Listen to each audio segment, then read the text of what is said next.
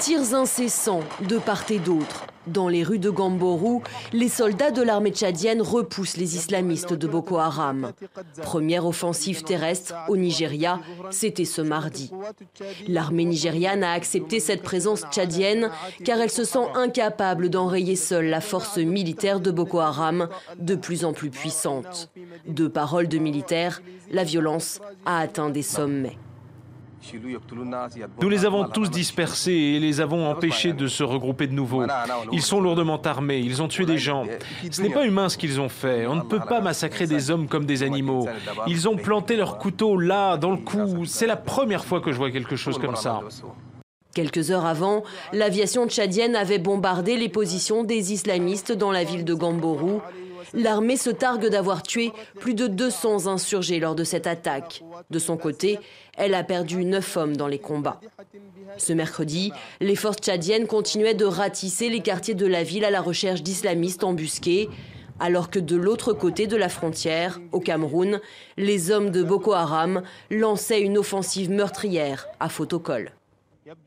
Oui, c'est dès l'aube ce mercredi que les islamistes de Boko Haram ont attaqué Fotokol, une ville située à 500 mètres de Gamborou.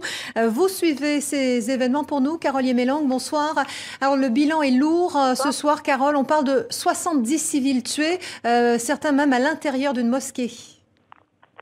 Et surtout, selon des sources locales, 1000 à 1500 combattants de Boko Haram sont arrivés aux aurores ce mercredi à Fotokol. Ils auraient pris le camp militaire et envahi la ville.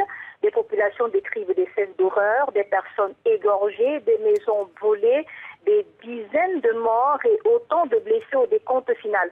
En fait, ces combattants n'ont pas traversé le pont qui sépare Gamborou de Fotokol par des chars et autres arsenals comme on le sait. Ils auraient passé la frontière à pied par des sentiers détournés, bien au courant de ce que les troupes camerounaises et tchadiennes en faction à Fotokol venaient de pénétrer à leur recherche en terre nigériane. Ces militaires ont d'ailleurs rebroussé chemin quand ils ont su pour Fotokol assiéger en représailles des attaques de la veille. La sécurisation de cette ville de Fotokol est en cours selon les sources militaires.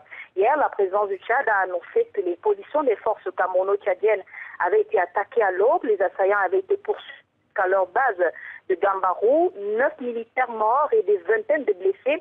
Côté Boko Haram, plus de 200 morts, des voitures, des motos, des armes lourdes détruites et récupérées.